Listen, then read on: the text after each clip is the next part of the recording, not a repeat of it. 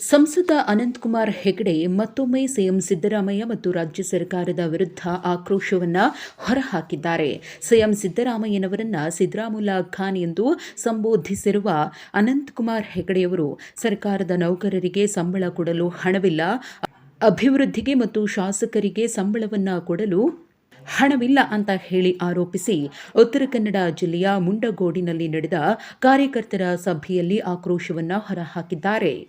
ರಾಜ್ಯ ಸರ್ಕಾರ ದಿವಾಳಿಯಾಗಿದೆ.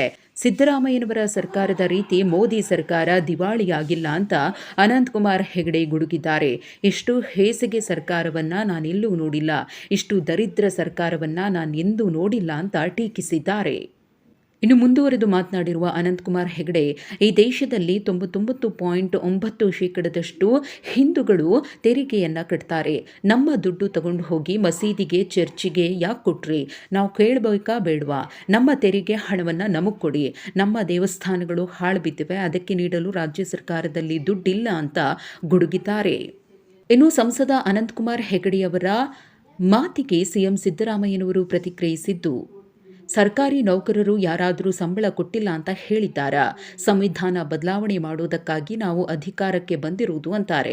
ಅವರು ಲೋಕಸಭಾ ಸದಸ್ಯರಾಗಲು ಲಾಯಕ್ಕ ಅಂತ ಹೇಳಿ ಸಿಎಂ ಸಿದ್ದರಾಮಯ್ಯನವರು ಪ್ರಶ್ನೆ ಮಾಡಿದ್ದು, ಅವರ ಹೇಳಿಕೆಗೆ ಕಿಮ್ಮತ್ತಿಲ್ಲ ಅಂತ ವಾಗ್ದಾಳಿ ನಡೆಸಿದ್ದಾರೆ.